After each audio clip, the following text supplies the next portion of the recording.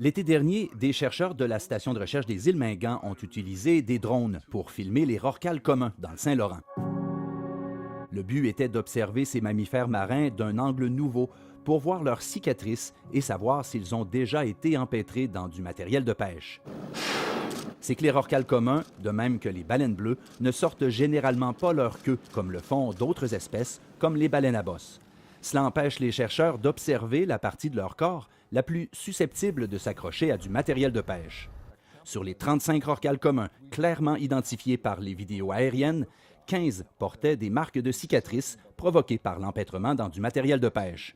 À la lumière de cette première année d'études, les chercheurs estiment entre 42 et 52 le taux d'empêtrement des rorquals communs. Ces données préliminaires ont de quoi remettre en question les connaissances scientifiques actuelles qui considèrent faibles les risques d'empêtrement de ces mammifères. Bien que ce soit une première année d'études, c'est quand même quelque chose qui soulève un point d'interrogation et qui soulève vraiment des questions par rapport à la problématique de l'empêtrement.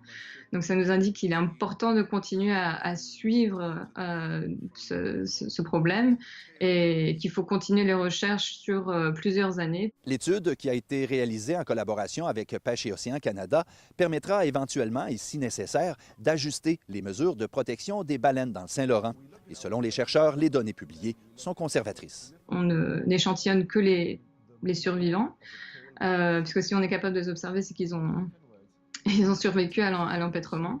Donc on n'a pour l'instant, aucun moyen de vraiment estimer le taux de mortalité qui est lié à l'empêtrement. La station de recherche entend continuer à étudier par drone les rorquals communs et les baleines bleues au cours des prochaines années afin de mieux comprendre les risques associés à l'empêtrement. Alexandre Quentin, TVA Nouvelles, Sept-Îles.